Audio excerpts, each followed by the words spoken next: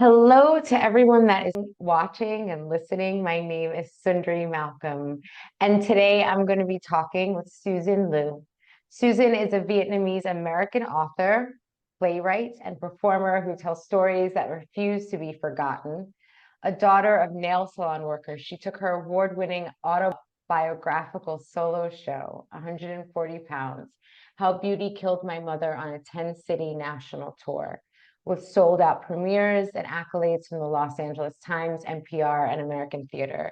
8 months pregnant, she premiered her sequel, Over 140 Pounds, at ACT Theater. She serves as an artist, mentor, artist trust instructor, co-host of the Model Minority Moms podcast, and board member for International NGO Asylum Access. As an activist, she worked with Consumer Watchdog to pass a law to raise medical malpractice caps. Susan and her sister co-founded Soca La Chocolatier, an artisanal chocolate company based in San Francisco. The Manicurist Daughter is her first book, and I am so excited to be able to sit in space with this creative. Susan, welcome. Welcome. Thank you. Can you share with our audience where you are in the world and maybe a quick look into what your days are like right now as you're preparing for your book release? Yeah, for sure. I'm in Seattle, Washington, in the United States. I'm from the Bay Area, always noted. And my days are like I'm a mother of a 4-year-old. So I might wake up and then it's like he wants to build a fort, and then we'll do like online speech therapy, and then I'm taking a board meeting call while I'm driving him to daycare. And by then I'm like depleted. And then I'm like, wow, I'm feeling like really depressed and angry and stressed about everything. So I'll go work out. Like that's truly been my honest rhythm if I want to have a good day. And then I come Yeah. back. And then I'm recording the podcast. I am taking different interviews right now. I'm organizing right now a 20 event national tour that I'm doing myself, and getting a lot of community partners on board. Um, and then I'm trying to figure out how to be cool on social media. And and then I have to go pick up my son and go figure out what we're actually eating for dinner. Multitasking at its finest. Thank you for taking the time to be with us and to sit with the dinner party community and just to share your story and your world. I've read that The Manicurist Daughter is an emotionally raw memoir about the crumbling of the American dream and a daughter of refugees who searches for answers after her mother dies during plastic surgery. Would you please tell us about your background and your family story before your mother died? Yeah, we were Vietnamese refugees, boat people, came over to America in the early 80s, in the Bay Area. And then I was born a few years later. So my dad started as a newspaper boy, and my mom was a seamstress. And then eventually we had our own nail salon called Susan's Nails in the Bay Area. I had three older siblings, so I'm the youngest of four. And then eventually my mother was like, I'm going to build this empire. So she sponsors over her parents and three aunts and eventually another cousin. And then they become the army of our nail salon. So then we had two nail salons. We were 13 people in a 4-bedroom house. And I thought it was totally Wow. normal.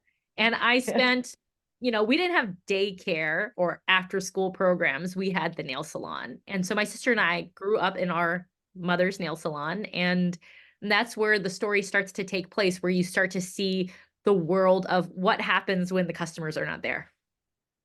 That's amazing. I love that, the empire and the 13 like warriors behind the empire. That's incredible. Can you tell us who your mother was to you and how you saw her walk through the world? She was the general of the house, and she was this distant figure where she always knew the answers. Anything, she always knew what to do. And I had such a distance with her. I wanted to hang out with her and spend time with her. And I say in the book that I only have like 10 memories of her, and only a few which are not scathed with negativity and shame. And the closest I could get to her was sitting across from her at her manicurist table, sitting in the customer chair, swiveling around when the customers weren't there.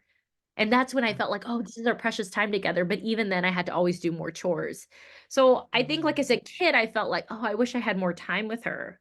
But now, as I'm an adult, I see like, oh my God, she was managing so much. Like, I feel like I'm managing a lot with one kid. Yeah, right. Yeah. And so she was just like this. She was always a mythical figure to me. And Mm, there was only, I think I wrote in the book, there was only like 2 or 3 times we were ever alone together. mm. Wow. I think I've heard this theme from a lot of us who have lost our mothers, right? Of the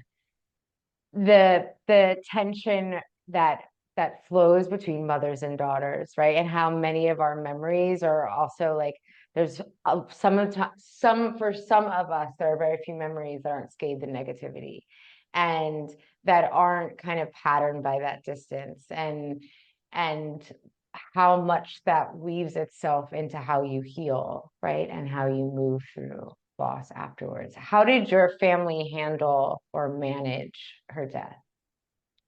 No management, zero management. I mean, the day she died, or the day that she went into a coma, so she had a botched plastic surgery and then was in a coma for 5 days before she died. And I remember Mhm. that morning, I actually was in a fight with her because she wouldn't let me go to volleyball tryouts, and I told her I hated her. And I Mhm. slammed the garage door, and I was like, I'll show her. Mhm. Later that day, my brother comes back and is like, pack your bags. We need to drive an hour to San Francisco. Mom's in a coma. And I'm like, wait, what?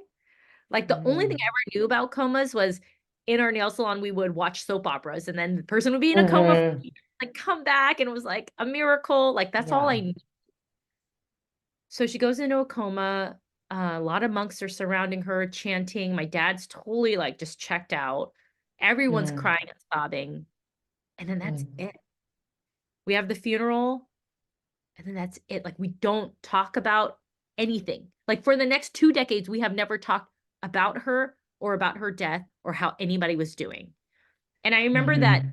after the funeral, the next day, I was like I was like trying to get my stuff ready for school. My dad was like, "Oh, you can take the week off."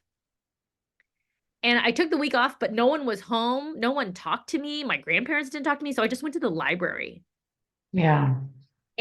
And for the next 2 decades, anytime I've ever asked about her, they said I'm being too emotional and I'm stuck in the past and I need to move on. And I'm like, are you fucking kidding me? I'm 11. Mhm.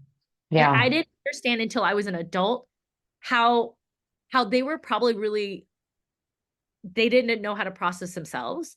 But what I felt and perceived as a child was, I am being rejected and there is something wrong with, Mhm. and, Mhm. and you're right, I do need to move. What is wrong with me? And that's Mhm. the worst position to put anyone, child or adult, when dealing with grief. We still haven't talked about it. My two siblings came to my show, my solo show, and then we did a talk Mhm. back after the show. And that was the first time we ever had a conversation. But even then, it was facilitated. And it was Yeah. more like, whoa, your life is on display on a stage. It wasn't more like, Mhm.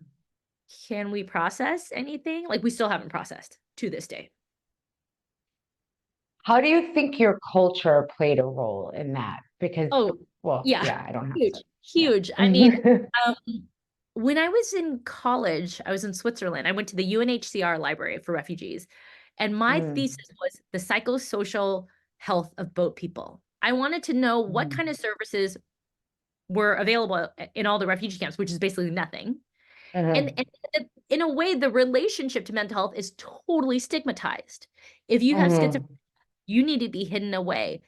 You are cursed. Like, it's your fault, and the family mhm. will be ashamed of you and hide it Yeah. away. It's better for it to be a secret. So the idea of Mhm, going to therapy, processing feelings outside your home, and also mhm, feeling, that's individualized. That's not about the collective. That's not Confucian, right? mm, It's like selfish to bring it about you and to break the group harmony. yeah. So and we don't even have the pronoun I in Vietnamese. And if you did use Mm, it, it's when you're pissed off. You know what I mean? Like, mm, we're all relational in our pronouns and our speaking. So to have mm. individual things is really not okay. And if you are doing that, it's a distraction, it's a weakness, and it's selfish. So yeah, we didn't talk Mm. about it. And like, even now when I talk about therapy to my siblings, they'll be like, I maybe therapy isn't working for you because you still have a problem. Or like, you're still doing that. Mm. What's wrong with you? And I'm sitting here going like I can be like, I can Yeah. read why you need therapy and how it's manifesting in all these ways. Like, just because you go to therapy doesn't mean the work is done. But to judge Hmm. other people that are trying to seek help, like, Hmm.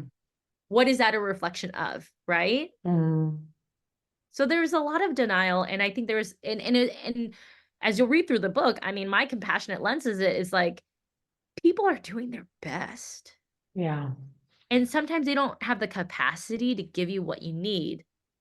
And it's not Hmm. because, but for years I took it so personally, and I was like, Yeah. God, what's wrong with me? Um, it's a very strange experience because everyone else seems to be fine, even though I know they're not fine. Hmm. Hmm. Thank you for sharing that. So what compelled you then to write The Manicurist Daughter?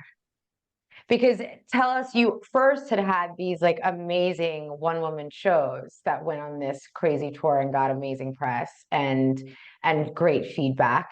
And so what led you now to this point? My God, girl, I got no choice. I got no choice. Like even doing the shows was no choice. At that point, my back was against the wall because so there's like two concurrent paths happening now. It's not just why are we not talking about what we're not talking about? It's not just that. It Hmm. was I got married. I had a lot of pressure to have kids for my dad and my aunts. So they Hmm. were like, do it now, do it now. And I was sitting there going like, how do I become a mother if I never Hmm. my own? If Hmm. something went wrong, who do I ask for help? Yeah. Right. So there was that one like major anxiety. And then the other anxiety was like, I had started in stand-up comedy. I felt like in my orbit on stage, and then I got heckled. But in that one year, I was like headlining Purple Onion. I was at Caroline's on Broadway. Like things were Hmm. happening. And then I got heckled, and I was like, who am I kidding? So dumb. Hmm. This is just a dumb hobby. And then I felt like a coward. I felt like a Hmm. coward because I knew inside what I wanted, but I didn't go back to it. And then I was like, if I don't get this out of my system or explore it or figure out what this is, I am going to be resentful of my child and project on them because I know that about myself. Because Hmm. that's middle income, and then It's good when we know our own crazy. yeah. It's good And when we know our I was like, we could never afford after school programs. I always applied for scholarship forms and forged like my parents' signature to do anything. And if my kid's gonna get to do that and then they don't try hard enough, I'm gonna be pissed. So I was going on this concurrent journey of like figuring out like I got to get this performancing out of my system. And it just like it like spilled out into the family story. I was really gonna do absurdist Andy Kaufman stuff, and that's what I did. If anyone did my experimental shows in the beginning, I was like handing out raisins in people's mouths and stuff, and like, meditating and touching a hammer. People were like, "What?" And I was like, I thought it was cool, but that's because I did not have the courage to talk about my family story because it was so shunned. And so there was Hmm. convergence of doing performance and exploring that and my family story and my mother, and like every time I learned something new I put it into a new iterative show, and the fifth Yeah. one was the one I took on tour. So there was just like a Mhm. lot of searching for answers, and the community was going with me going like, what is the answer? I was like, I don't know. So that happened, and when 140 pounds debuted in Seattle, sold out run, it was totally snowy, crazy. It was every day I didn't know if the show was going to happen. Sold out run 2 weeks. And then I was like, all right, let me take my IUD out. I'm ready to become a mother. I guess I'm done now. But then that's like the beginning, right? Because then there was part of me that was like, oh my God, if I don't have any momentum after Mhm. like once the kid is born, what kind of emotional state am I going to be in? Where's the Mhm. future of my art? Do I have to go back to corporate America? And so I was like, ooh, procrastinator needs a deadline. And I knew in my second trimester, that's when the national tour should happen. Right? Because that's Susan, you're so great. I know I'm so crazy. Like looking back on it, I'm like, what the fuck? That was crazy. So that's when I was. That's when everything I just. love that. And at the New York premiere, a literary agent was sitting in the audience. Through a friend of a friend, she came, and then Mm. I got the representation, worked on the proposal, all that. And then the memoir happened. And I think, because this is going back to your original question, which is like, but why? Like, and why now? Yeah. And the thing is like, it had to be written, right? Like my back Yeah. was a wall because for so long to be so quiet about it, it was like, you know, Mm, you just like kind of go the opposite direction. Like, I'm not allowed to, fine, and yeah. it was, Yeah. but there is something where I am walking on my path and I am Mm, creating a container for intergenerational trauma and healing with humor for everybody. mm, It's now yeah. not just for me, it's our collective work. It's the work of me and my mother. And we have a Absolutely. series of spirit channelers and psychics. My mother has endorsed the work and said, it's Yeah. time to work. This is our Yeah. work. And so it's just like this was part of the path, and that was the natural unfolding of it. Someone did ask me, like, hey, did you ever think about like writing fiction instead? And I was like, oh my God, that was a really good idea. That would have saved me a lot of like awkwardness with my family. I was like, oh, why didn't I think about that? I could have made up a Wouldn't it be never great? even thought of that. Some of our stories are so wild. It's like, no, I never thought about fiction. This Yeah, shit I'm such is an external wild processor. enough. It just came out this way. Dumb. Yeah. That's really great. When you think about where you are now and where this all began, what advice would you give to the 11-year-old Susan who lost her mother?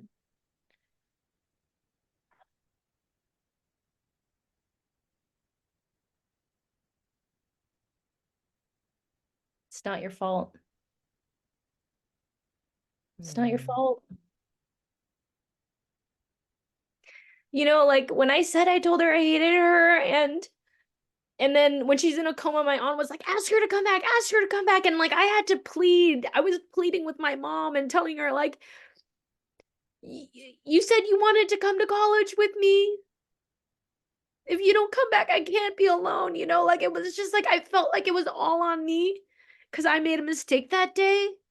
And that if I didn't pray hard enough or demand hard enough, it was also my fault. And then the rest of my childhood, like my family was like, it's all like you having these feelings, it's all your fault. Like, stop it. And like I didn't, and then I believed them. The first line of the book is, everyone knows the tragedy of the dead, but let's talk about the tragedy of the living. And I wish 11-year-old Susan really understood that everyone is going through their own stuff. It's their own demons. And, I still fault the adults. Like, they are still the adults in this situation, but Mm. it's not my fault. Yeah. Their reactions, not my fault. And then on the flip side, something for 11-year-old Susan to know is to stay naive. To stay Mm. naive, and anything you want, go get it, girl. Yeah. Like for so long, I thought it was too late. I thought I was too late to go into performance. I thought I was too late to go in the arts. I thought it was always too late because everyone around me was the star in middle school, was the star in high school. When I was at Harvard, they were SAG card carrying members. Like I was sitting there going like, who am I kidding? Yeah. I always felt I was like too late. Guess Mm. what? I'm not. And Yeah. because I've been so naive to do the solo shows Yeah. the way I did, to book my own, I even showed my work at with Reimagined at a funeral home and San Francisco Columbarium. Wow. What's the way to really think about death? Let's go to a funeral home. Go look at some ashes and sit down. Let's That's talk about amazing, death, though. and on my But book this tour, is how it needs to happen, right? This is how death needs to be brought in. This is how, like, regular and normal and funny and dark and all of the things death needs to become, because otherwise it is something that has to be excavated every time somebody is grieving. And every time somebody passes, there has to be this, what is this thing? As if it doesn't happen to each and every one of us, right? and it's reserved to a small window where you should be solemn. Yeah. or Yeah. reg or just like pushed aside to the Mother's Day and Father's Day where we think and reflect. And it's like, no, grief is, I'm wearing grief all the time. What color is really the question. Yeah.